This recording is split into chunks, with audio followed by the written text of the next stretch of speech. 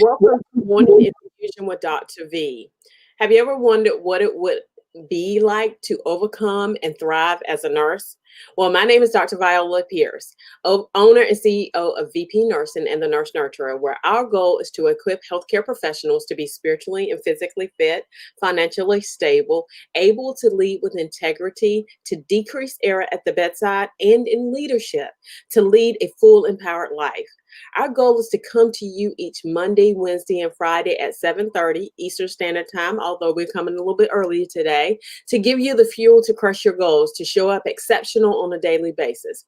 You can follow us on Twitter at The Nurse Nurturer, Instagram at VP Nursing, and if you are watching on YouTube, don't forget to hit the subscribe button. You can also visit our website at www.vpnursing.com.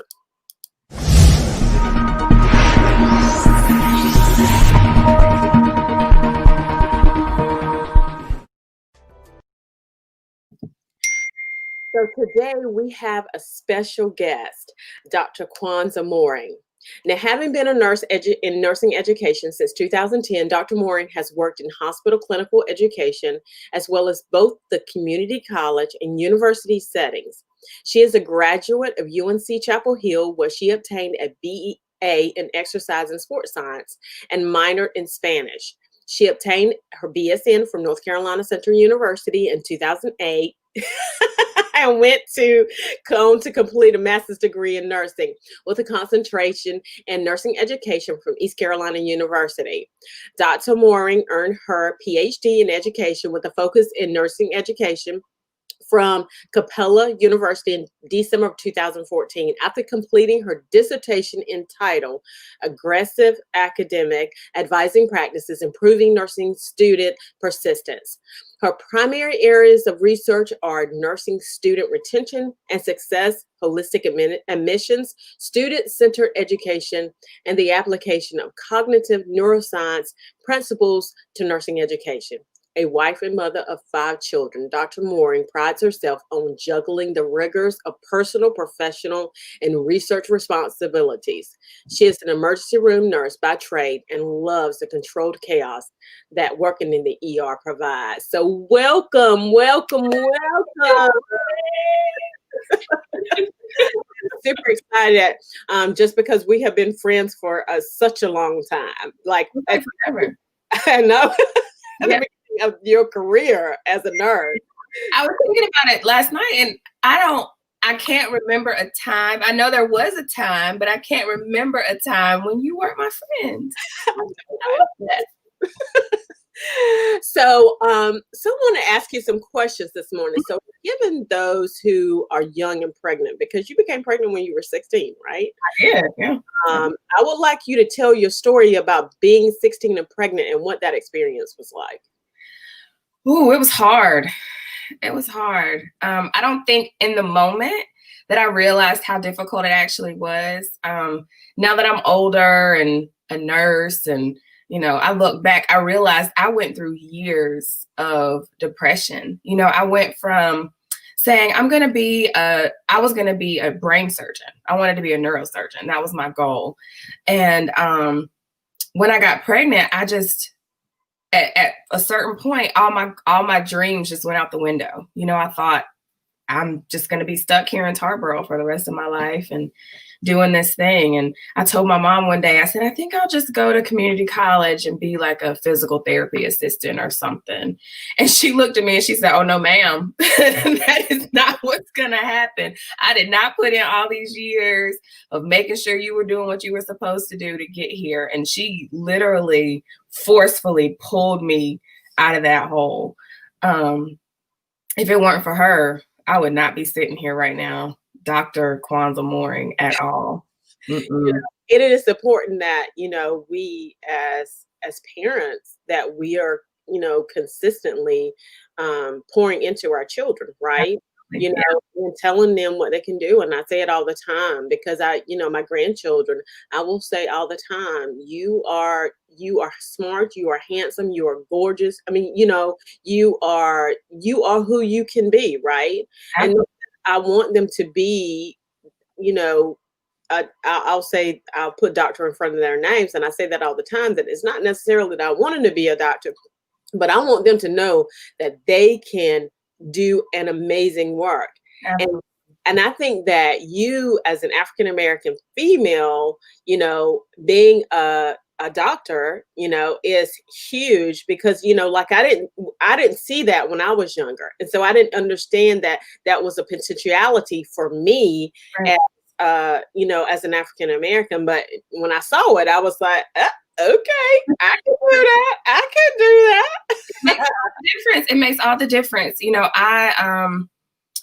I think about my parents. I was raised in a household, both my parents went to college. So it was never a question. My sisters and I talk about it all the time. It was never, are you going to go to college? It was, which college are you going to go to? So we didn't have a choice. We all knew that that was the expectation after we graduated. But I was blessed that my parents had that foresight to put that, to drive that home to us. Our entire childhood, we knew that that was an option. We knew that, they exposed us to other African Americans who had been to college and who had a master's degree and who had a doctorate, and that was always the goal. I have a PhD in education. My older sister has a PhD as well. I mean, she did it, and I was like, I can do it too. If she did it, I can do it too. It's representation is absolutely essential. That's right. Absolutely. You have to see someone like you doing the things that you are capable of doing to truly believe that you're capable of doing it, which is one reason why I really love nursing education, getting into that role where other African American nurses, future nurses, can see it's more than just, if I want to stay at the bedside, I absolutely can do that, and I can be amazing at that. But if I want to go further and do something else, there's the potential there to do that. And I want them to see that in me and in the other people that I expose them to. And you did it so eloquent. Like, you were like on. I was like, stick right here. I mean, like, one minute you were a BSN, the next minute you had your doctorate. I was like, it did seem to happen fairly quickly, didn't it? So, how did the experience affect you today? How does the experience affect you today, and how does it affect how you raise your children? Well, because I spent all that time focused on what I felt like had been taken away from me. And then, we grew up, we didn't have a lot, my parents were separated. And my mom was a single mom. My dad was there, to help when he could, but I was raised by a single mom. And so I had this drive in my head. Some people, when they go through those situations, they focus on, well, this is all there is. Life is hard. It's going to be hard.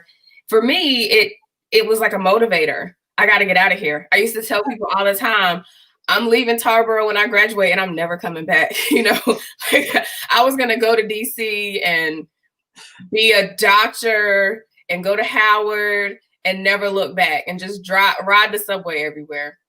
What was I thinking? But anyway, I think for my kids, for me, it's important for me to teach them that, like you said, they're capable of anything.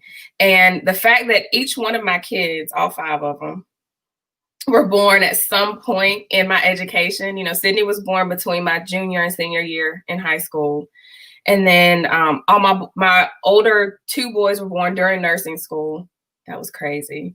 And then Isaiah was born during my master's degree. I had him in the middle of a semester. I'm sitting on the bed after I just delivered, and I'm like, Isaac, you got to email my professor and let her know my paper's going to be late. I can't turn it in because I just had a baby. And then my PhD was delayed by like a semester or a year because I had Daniel in the middle. So I always say, it was work. They've had to put in sacrifices too, and they know it. But I think they've learned that education's important. I would sit at the table and do my homework while Sydney did her homework. So it wasn't a question of, how do I make time to do this work and get this done? It was, well, this is what has to be done. We're going to do it because it's important. That's right. That's right. I remember those Wednesday nights when, because you have to submit your papers on Wednesday, at least for us anyway. So submit your paper on Wednesday night. And I remember my son would come in and he would be like, Mama, I said, I can't talk to you now. Just give me about 5 hours, okay? 5 hours out the week. I can't talk to you right now. Okay.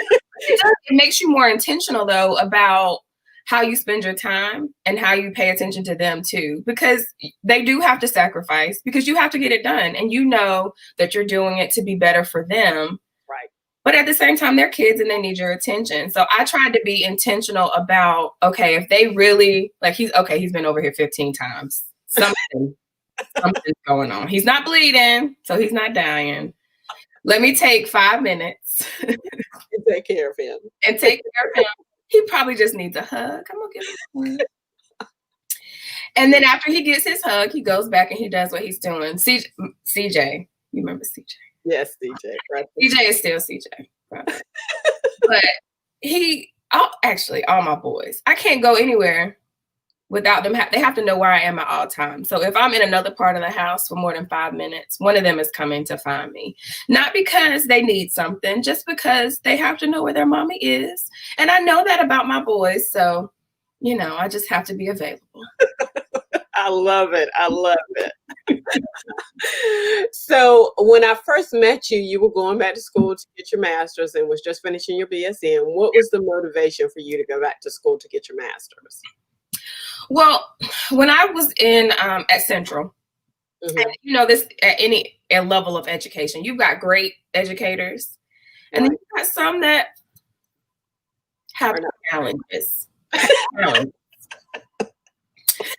And so I think I love nursing, and I think that for me, I saw nursing as a way that we can improve our community. Right? We can improve the health of our community. We can improve the health literacy of our community. We can create nurses that then can go out into the community and do amazing things.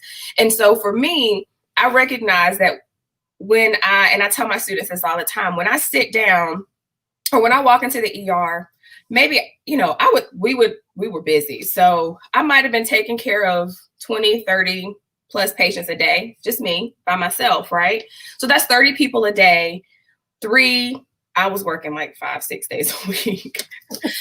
So, so that's a limited number of people. But if I could go into education and I can teach nurses, train nurses who really care about their patients, who can truly provide quality, safe, effective, culturally competent care, then that exponentially expands the impact that I'm having, Dr. Mooring is having on the community and the world around me. I've got students from Eastern North Carolina to Texas, to Michigan, to South Carolina, all over, who have traveled all over the country and all over the world. And I like to think there are some of them that come back to me and they say, I'm so glad that I had you as a professor because I really understand the importance of what I'm doing. And it makes it all worth it for me. It's not just me and that individual patient. And that interaction is absolutely important. But now I can impact that interaction a million times over, exponentially, because I've trained someone to do it. And then when I teach my MSN education students, that expands that even more because they understand how they're supposed to teach the next generation of nurses, which then continues to grow the profession and to improve communities all over the country. And I just think that was so important to me to have a bigger impact. It's funny that the reason why you went back to school to get your master's is the same reason why I started a business. Because of the fact that I wanted to have a bigger impact. I wanted to have a bigger footprint. I wanted to make sure that, nurses come to nursing conferences and they typically learn about the patient. But the reality is that if we don't put the oxygen mask on ourselves, then we won't be able to affect the patient. And that was something that I didn't see. And so I wanted to have that impact, but also, I saw how it was done, challenges. I mean, some of these nursing conferences are like, oh my God, stab me in the eye. I'm bored to death, right? Absolutely. You know, just like our summit that we just had. I mean, we had an amazing time. Amazing. Amazing. Isaac said, "You're going to be on the computer all day long." And I was like, yeah, you know, I'm going to be learning. But it didn't, I mean, at the end of the day, I was like, oh my God, it's over already? I need some more. It was really good. Great. It was great. We had such a good time. You did. And I guess the reason why you went from your master's to your PhD is pretty much the same reason that it is similar. You know, in nursing education, in order for you to teach, every university has to have a certain percentage of doctorally prepared, terminal degree prepared faculty. And so for me to really get to the place that I wanted to be, I had to have a PhD. And I'll never forget my first teaching job, true teaching job, was at Halifax Community College. It was an amazing experience. You know, I grew up in Eastern North Carolina. Halifax was never a place that, you know, stuck out in my mind being from Tarboro, but I made that 35-minute drive every day, and it was a great experience. The students were awesome. The administration was great. But Stephanie Terry at the time was the director of nursing and allied health, and she was in Capella's nursing education program. Shout out to Stephanie. She's working with Nurse Tim now, which is so cool that she's working with Nurse Tim. But she told me, she's like, you can go as far as you want to go in this profession, in this career. You need to get your doctorate. And she was in Capella's program at the time, and she, you know, she helped me look at different programs and said, you have to do this if you want to get where you want to go. And so I really think, you know, just like having you in the ER to kind of guide me through where I was supposed to be, even though you weren't my preceptor. I don't know, why didn't they make you my preceptor? But well, I wasn't anybody's preceptor until Brittany. Didn't Brittany come after you did? Yeah. Okay, so I wasn't anybody's preceptor because I was charge nurse all the time. Oh, that's right. You were the charge nurse. And that's why I was scared of you, because you were the charge nurse and you were like, you got it. We need to get this done. Yes. I remember you standing at the little doctor circle talking to Dr. Manley or Dr. Miner, and you I was like, how is she speaking to them this way? They terrify me. And you they terrified me too. That it was not apparent that you were terrified at all, ma'am. I think they were scared of you. But you know what? You have to walk in confidence when you're speaking. You have to know, because you're advocating for your patient, right? Absolutely. And I think that was probably my motivation. And you know, I had done it a long time, and so I was like, yeah. That's how you feel it, I guess. Well, no. I don't know, because you may, I mean, because of you and the way that I saw you interact with not just the doctors, but administration and the other nurses and everything, I was like, okay, well, where's your voice? You know, right. You have to be confident. I know what I'm talking about. I'm educated. I understand this. Say what you got to say. You know, it wasn't until, you know, nurses have such a huge voice as it in healthcare. And I think that because we're nurses, sometimes we feel like we don't. Right. But I remember, and I will tell the story until I remember when Senator Walsh, I think it's her name, from Washington, when she said that we were just playing cards on our break. Oh. And my timeline lit up. Yeah. I was like, okay. And here we go. She had no idea. That's what I said. I walked into my class the next day. I was teaching a policy and politics class at Texas Lutheran University. And my students hadn't seen the video because, you know, they're on Snapchat and stuff, and it wasn't on Snapchat. So I pulled up the video and they were all appalled, like clutching their pearls, like, I cannot believe it. So we wrote, it's policy and politics, right? Political advocacy just happened to be the lesson that day. I think I might have changed it for the day because I was mad. But they all wrote letters. I had them all write letters to her and bought decks of cards. And we mailed her decks of cards from Texas Lutheran University. That's hilarious. That is Nursing 336. hilarious. They even drew, like, they came up with their own symbol for the class. It was like a bee, because the colors for TOU were yellow and black. It was like a bee with a shot at the end, and like we're taking shots at you or something. I don't know. It was great. I mean, we added some evidence-based information in the letters. It wasn't just we're mad at you, But you know, the thing about it is, and at the end of the day, we have to realize is that nurses do have a huge voice. absolutely. Huge voice, and we have to use that voice in order to advocate for our patients, Right. in order to advocate for ourselves, and also in order to advocate for the organization. You know, it's threefold, and we're the biggest, you know, profession within healthcare, period. Absolutely. Yeah. I agree. I think that we go through, especially when we're teaching, you know, you take these classes in undergrad and you're so focused on the med surg and those types of things that when you get to those policy and politics classes and even the research classes, we kind of skim over them because they're not on the NCLEX.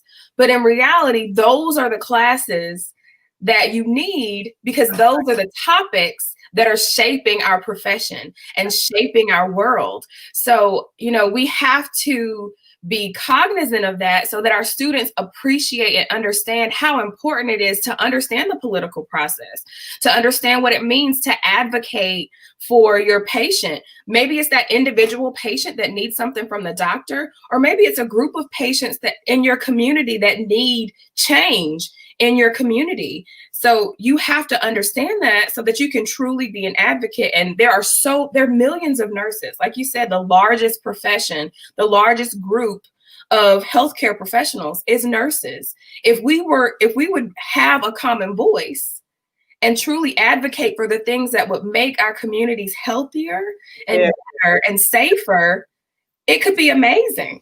Amazing. Yes. And I think that we're getting there. I think that we're definitely getting there for sure. I agree. So you have a busy household with 4 growing young men and a precious princess in college. What are some of the things that you have implemented that makes the household run as smoothly as possible? You know, my kids are all active. They've got really busy schedules. I miss Sydney. She went back to school last week or a couple weeks ago. No. But there's a lot of things. We have daily chores. So at one point we did weekly chores. So then the house kind of got really messy over the week, and then they cleaned everything up on Friday. They have video games, but they can only play it on the weekends after they do their chores. So the house got really clean on Friday because they wanted to play Xbox, but then it would, you know, get messy again. So now we do daily chores. So you do a little bit every day to make sure that the house stays clean. But I think the most important thing for us is, you know, our family motto, at least for the kids, is take care of your brothers and sister. So they understand, you know, no man left behind, right? So in whatever I do and wherever I am, I have to be aware of what's going on with my family and the people that are around me. And so they know to take care of each other. They love each other. They are like each other's best friend. They would probably disagree, but it's the truth. And, you know, the other thing is that all my kids are self-sufficient. I tell the babysitters, whenever I hire a babysitter, I'm like, really, you're just here so social services doesn't arrest me, doesn't take my kids away for leaving them at home alone, because they can take care of themselves. You know, at 5, they learn to cook. Wow. I figure if you can boil water and you can make eggs and toast, you can survive, right? So even Daniel can cook eggs. He's 6. When they get older, they start to cook other things. So everybody can cook at least eggs, at least grilled cheese, and they can boil some water to make some ramen. I don't eat ramen, but they do. So they can all cook. They all help with washing the clothes. They all know how to clean, including Daniel. And so I figure it's important, not just for me, although I appreciate having the clean house. It's very, very important and very helpful to my anxiety. When they leave me, I want to know that they can take care of themselves. And I'm confident now that they're responsible. You know, we've trained them to be responsible because they understand they have to take care of other people. It's not just about me as an individual. And they can take care of themselves. My boys won't need a girl to cook for them because they can do it on their own. So that won't be impressive. I think I think it's very important what you said about them being best friends, right? Because you guys have made several moves over the years, and Miss, I don't think I'm ever getting out of Tarboro. That wasn't true. But anyway, but those several moves over the years, and you have to be intentional about making sure that their mental health is there, Mhm. and understanding that they've always got someone always there, and they Yeah, are the brother's keeper. It was. absolutely. When in March, when schools shut down and everything shut down because of COVID, people were all stressing because they had to be at home. And, a lot of people, because you work or you're in school, you're not really around your family very much, And so for us, it was interesting. We went and picked Sydney up the weekend of March 15th, I think, from the airport in Detroit. And then we came back home and we didn't leave the house other than to go to the grocery store until we moved to Houston. June 26th or something like that. But for us, it was just normal, because we're so close as a family. We do everything together. And so for the kids, it was just like an extended weekend because that's what it's like. It's always us because we move around every couple of years. College football, that's just the nature of the beast. So they're accustomed to it just being us until they find their group of friends or, they kind of spread out a little bit. But for us, it was just our family's close. We enjoy being around each other. We played a lot of Monopoly. The boys learned how to play poker. They all know how to play chess now because we found things to do to entertain ourselves and to be together. But we enjoyed that time. We loved that time. It was nothing different for us really at all. But for us, that's the key. We want our kids to be resilient and to understand that change always happens. That's right. Even if you live in your same town your entire life, change is going to come. And my grandma used to always say, you never know what kind of tea you have until you put it in hot water, right? It all looks the same until you put it in hot water. So it's the way that you respond to change or to difficulty that really teaches you what type of person you're going to be. And so I want my kids to be confident and strong and to be able to overcome whatever obstacle arises. And so when they get uprooted and move to another place, it's another opportunity to learn something new, to experience something you've never experienced before, and to grow. And I think they accept that as a challenge, just like we do. And I think, we can learn from kids. Kids bounce back so much quicker than adults do. They're so forward thinking and positive until you train them not to be. That's right. That's Absolutely. right. That is so good. So good. So as we wrap up, I want you to tell me one of the funniest stories about parenting that you can remember. I remember a few, but you go ahead. You tell yours because I want to hear it. What is the fun? I've got 5 kids. There are so many funny stories. Okay, so the one that sticks out in my head, and this is probably more about me. Maybe it's gonna make me look like a negligent parent. I don't know. But so there's a couple of those stories.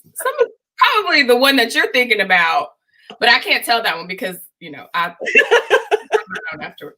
But okay, so back in Rocky Mount before we moved, I think Trey was like 5, CJ was maybe 3 or 4, and Isaiah would have been like 1.5, I guess, because each of them are 22 months apart.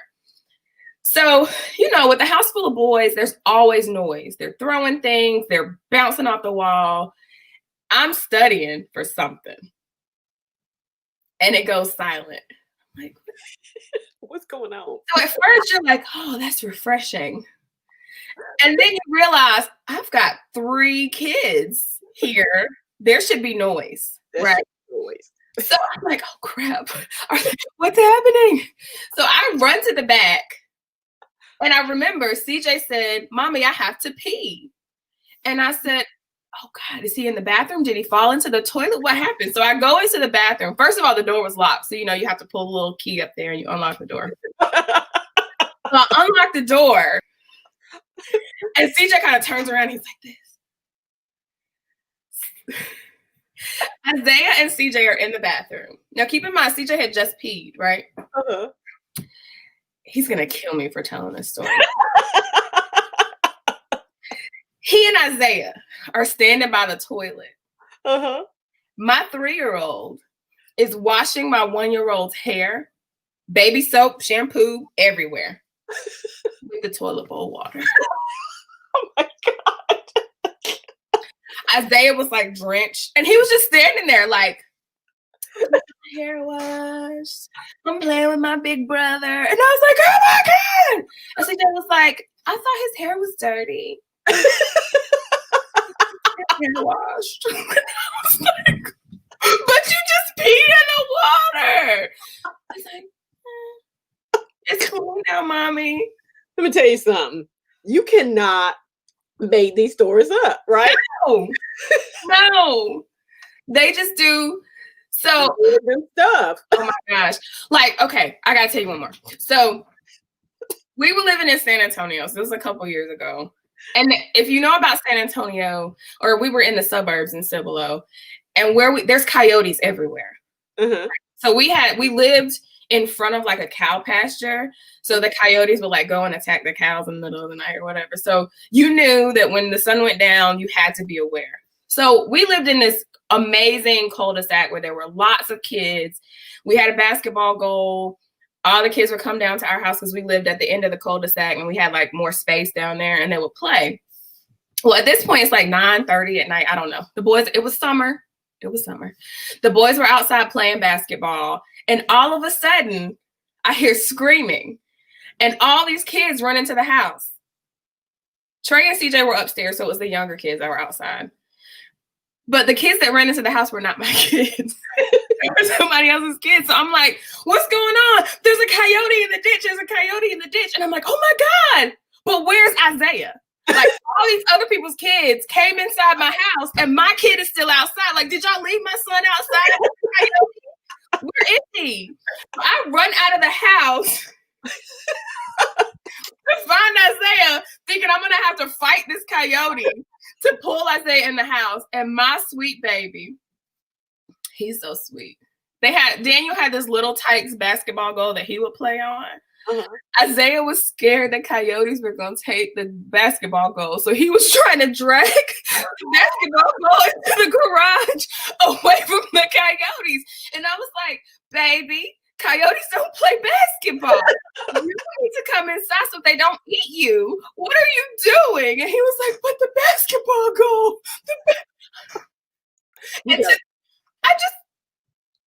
Why? What can you do with that? Precious. I don't know. We can buy another gold. Right. I can't get another Isaiah. Come in. I love it. I love it. I love it. It has been such a pleasure talking to you as always. I mean, like we're ace coon bones, as I say. I love you. I love you dearly. And my name again is Dr. Viola Pierce. We will be coming to you every Monday, Wednesday, and Friday at 7:30 a.m. to give you the fuel to crush your goals and show up exceptional on a daily basis. You can follow us on Twitter at The Nurse Nurturer, Instagram at VP Nurse. And if you are watching on YouTube, don't forget to hit the subscribe button. And you can also visit us on our website at www.vpnursing.com.